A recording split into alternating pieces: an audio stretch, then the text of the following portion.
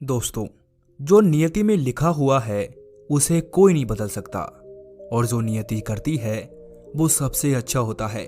आज मैं आपको इस कहानी के माध्यम से यही बताऊंगा कि जो भी हमारे साथ होता है वो बहुत अच्छा होता है। बस हमें उसे समझने की जरूरत होती है, चिंता बिल्कुल नहीं करनी होती है। प्राचीन समय की बात है, एक बार मृत्यु के देवता यमराज ने अपने एक दूत को धरती पर किसी के प्राण हरने के लिए भेजा, क्योंकि धरती पर एक स्त्री मर गई थी और उसी की आत्मा को लाना था।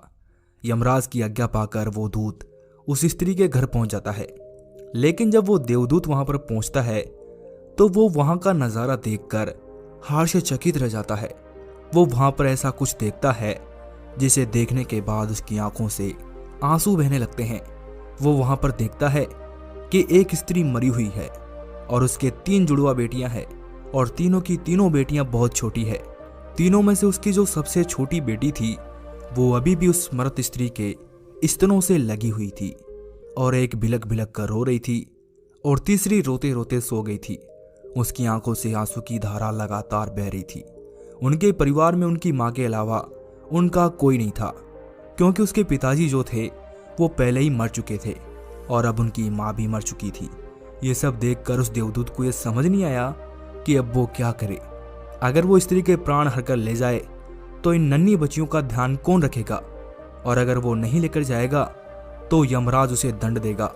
लेकिन उससे उन बच्चों का दुख नहीं देखा गया, इसीलिए वो स्त्री के प्राणों को बिना लिए ही खाली हाथ यमराज के पास पहुंच जाता है। और वहां पहुंचकर उसने यमराज को बोला कि मैं उस स्त्री की आत्मा को लेकर नहीं आ सका, आप मुझे क्षमा कीजिए। उस देवदूत की बात सुनकर यमराज को बहुत ज्यादा क्रोध आया। जब यमराज को क्रोध आया तो देवदूत ने उससे कहा कि महाराज, शायद आपको वहां की स्थिति का पता नहीं है। अगर आप मेरी जगह होते तो शायद आप भी यही करते। उस स्त्री के 3 छोटी छोटी जुड़वा बेटियां हैं और वो तीनों ही बिलक बिलक कर रो रही थी और उनमें से एक बच्ची तो अभी भी उस स्त्री के स्तनों से चिपकी हुई थी।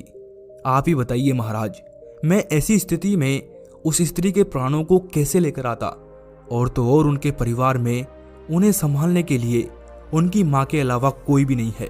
उन बच्चियों की ऐसी दुर्दशा को देखकर मेरा तो मन ही पिघल गया। आखिर मैं उसके प्राण कैसे लेके आता महाराज?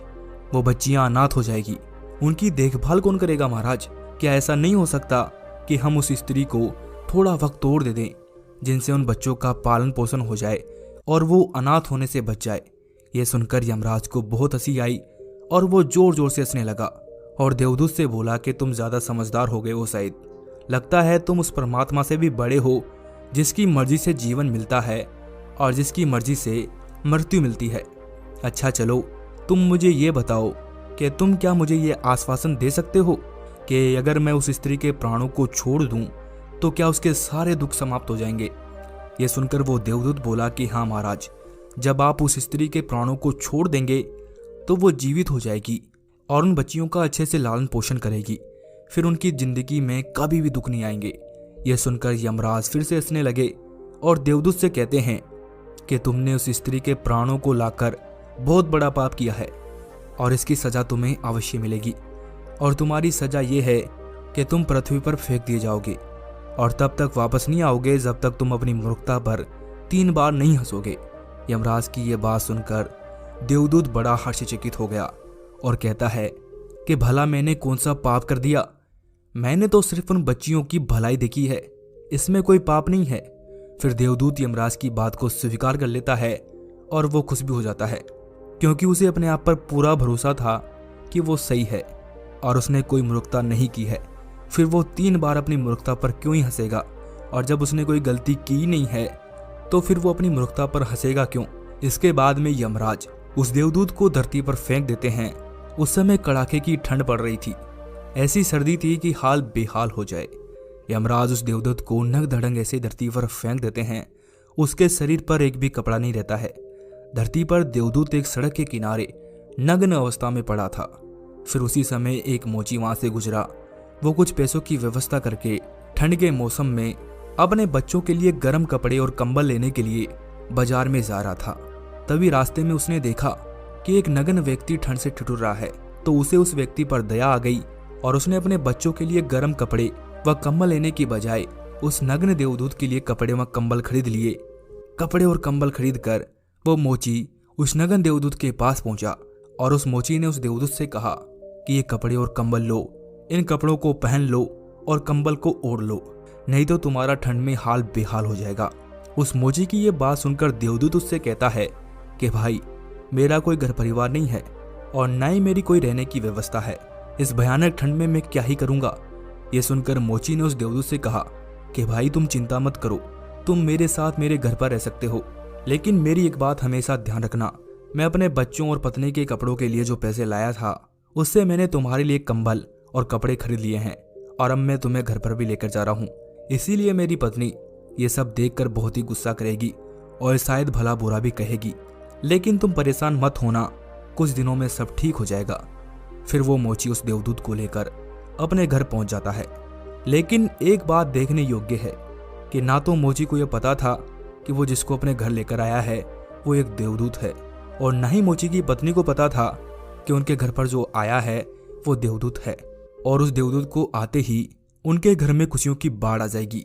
जैसे ही मोची देवदूत को लेकर अपने घर पहुंचा तो उसकी पत्नी ने मोची से कहा कि आप ये किसे लेकर आए हैं और कपड़े लेकर क्यों नहीं आए? आप तो घर से बच्चों के लिए गर्म कपड़े लेने के लिए निकले थे।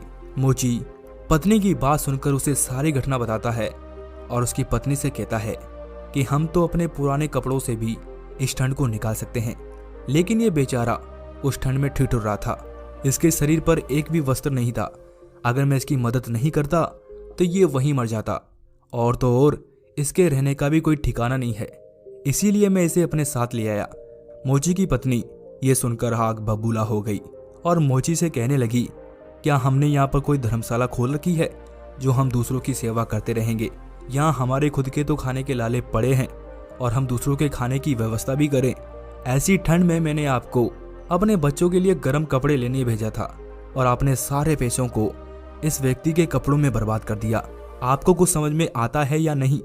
मोची की पत्नी मोची पर खूब बरसी, खूब चीखी चिल्लाई, उसने मोची को खूब भला बुरा कहा। देवदूत ये सारी घटना बड़े ही ध्यान से देख रहा था और उस देवदूत को आज पहली बार अपनी मूर्खता पर हंसी आई। मोची ने देवदूत को हंसते हुए देखा तो उससे पूछा कि क्या हुआ भाई, तुम हंस क्यों रहे हो? मोची की बात सुनकर देवदूत ने उससे कहा कि जब मैं 3 बार हंस लूंगा तो मैं तुम्हें अपनी हंसी का कारण बताऊंगा, लेकिन अभी मैं तुम्हें कुछ भी नहीं बता सकता।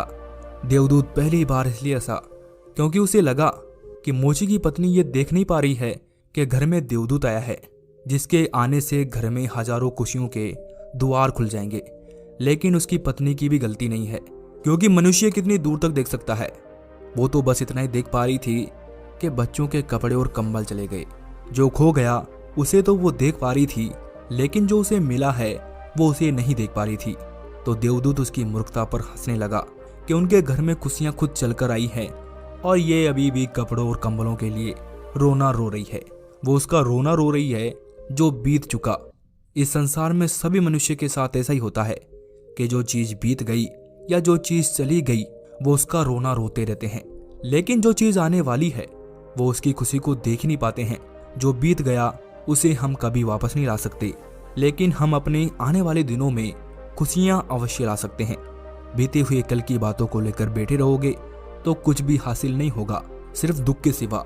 और अगर आप अपने आज में काम करोगे तो आने वाले दिनों में आपके पास खुशियां ही खुशियां होगी। जो बीत गया उसे जाने दो, जो आने वाला है उसका स्वागत करो।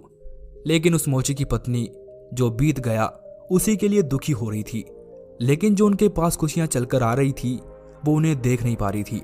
लेकिन वो तो देवदूत था, इसीलिए उसने सिर्फ 10 दिनों में ही मोची का सारा काम सीख लिया और फिर वो जूते बनाने लगा। देखते ही देखते कुछ ही दिनों में उसके जूते खूब बिकने लगे और उस मोची के घर की पूरी कायापलट हो गई। अब उसके घर में पैसों की कोई कमी नहीं थी और कुछ महीनों में वो इतना अमीर हो गया कि वो राजा महाराजाओं की तरह रहने लगा।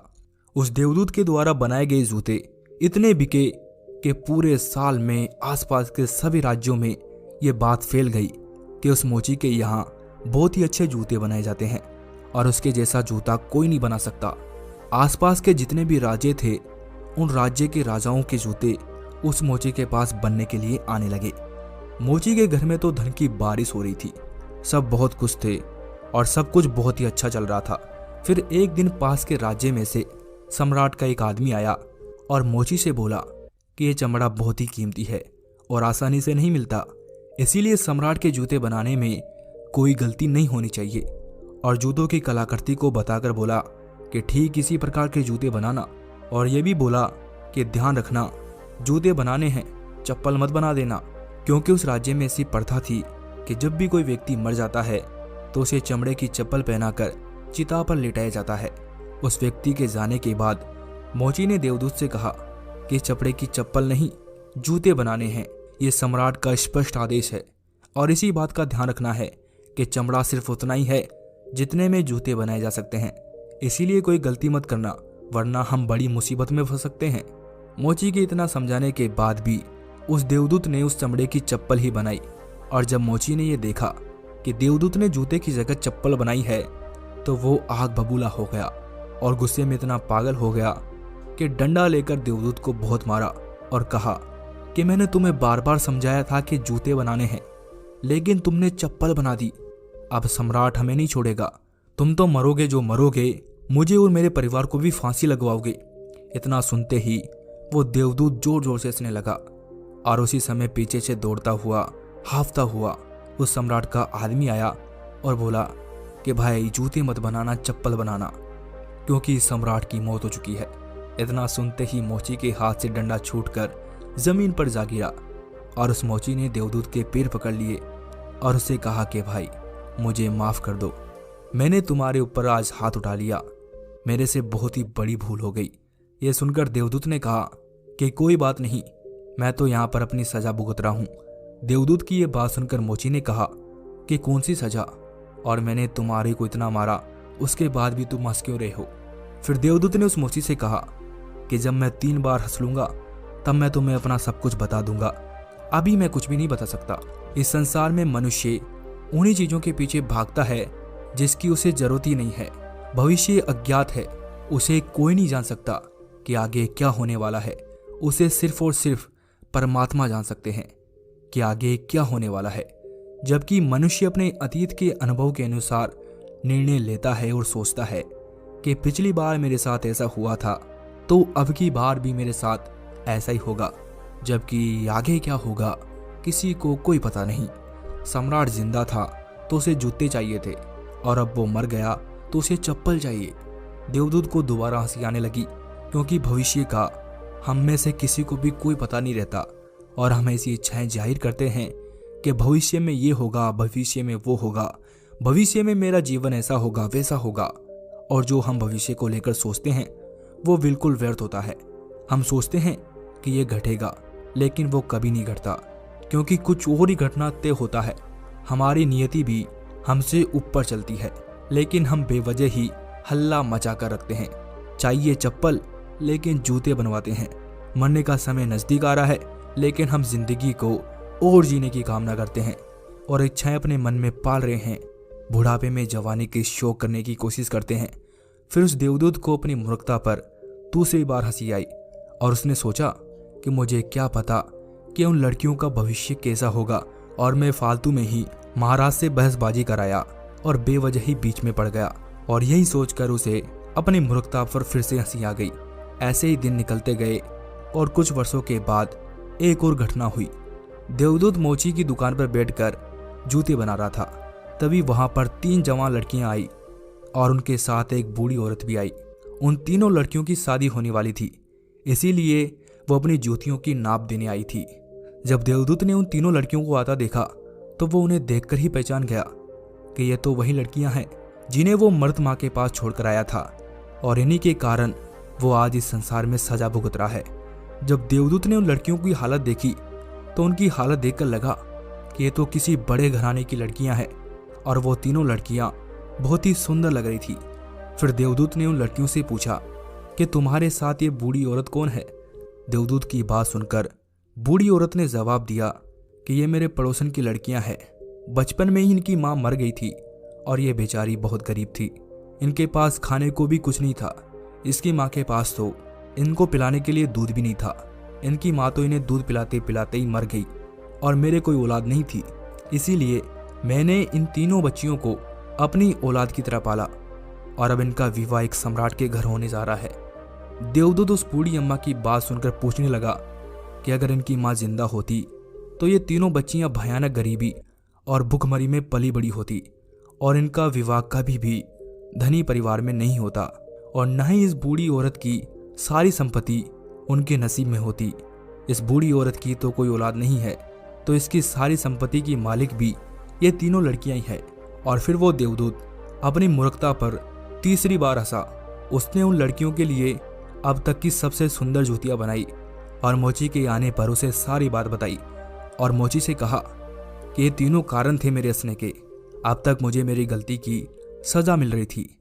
अब मैं समझ गया कि नियति सबसे बड़ी है। ये जो भी करती है वो बहुत अच्छा करती है, लेकिन हम उतना ही देख पाते हैं जितना हम देख सकते हैं। जो हम नहीं देख सकते वो बहुत ही बड़ा और विशाल है, और जो हम देखते हैं वो स्पष्ट रूप से नहीं होता है। हम उस बात का अंदाजा कभी नहीं लगा सकते कि आगे क्या होने वाला है। इसके बाद में देवदत्त मोची से कहता है कि अब मेरी सजा पूरी हो चुकी है, इसीलिए अब मैं यहाँ से अपने लोक में जा रहा हूँ।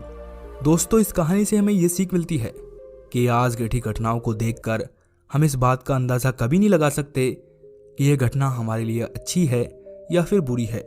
समय के साथ हमें सभी चीज़ों का उत्तर मिल जाता है। हम किसी भी चीज़ को देखकर अच्छा या बुरा नहीं कह सकते। महात्मा गौतम बुद्ध कहते हैं कि ना ही अतीत के लिए पश्चाताप करो और ना ही भविष्य की चिंता करो, बस अपने आज में जियो, क्योंकि वही एकमात्र तरीका है सभी चिंताओं से मुक्ति करने का। कल के लिए की जाने वाली चिंता आपके कल को बदले या ना बदले, पर वो आपकी आज की खुशियां छीन लेगी। चिंता एक ऐसी बीमारी है जो आपकी हर खुशी छीन लेती है। चिंता का कोई वास्तविक अस्तित्व नहीं है। चिंता ऐसा भाव है जो आने वाले भविष्य के डर से पैदा होता है। जिन बातों पर आपका नियंत्रण नहीं है, उन बातों के बारे में बार बार सोचना, बस यही तो चिंता होती है। और एक बार आप सोचकर देखिए कि जिन बातों पर आपका नियंत्रण नहीं होता है, जिन बातों को आप बदल नहीं सकते, उनके बारे में आप दिन भर चिंता करके क्या बिगाड़ लेंगे। इस संसार में बहुत सारे लोग सारे दिन अपने आने वाले भविष्य के बारे में चिंता करते रहते हैं कि मेरे भविष्य में पता नहीं क्या होगा, मेरा भविष्य कैसा होगा। भविष्य की चिंता करते करते वो अपने वर्तमान को भी संकट में डाल लेते हैं, जिससे ना तो वो खुश रह पाते हैं और ना ही अपने भविष्य के लिए कुछ कर पाते हैं। हम अपने आज में यानी कि वर्तमान में काम करके अपने भविष्य को सुंदर बना सकते हैं, लेकिन हम में से अधिकतर लोग अपने आज में सिर्फ भविष्य की चिंताएं करते रहते हैं। जीवन में जो भी समस्याएं आई है उसके बारे में एक बार सोचना और उसका समाधान निकालना, ये बुद्धि का धर्म है। पर उसी समस्या के बारे में निरंतर सोचते रहना, ये एक बीमारी है।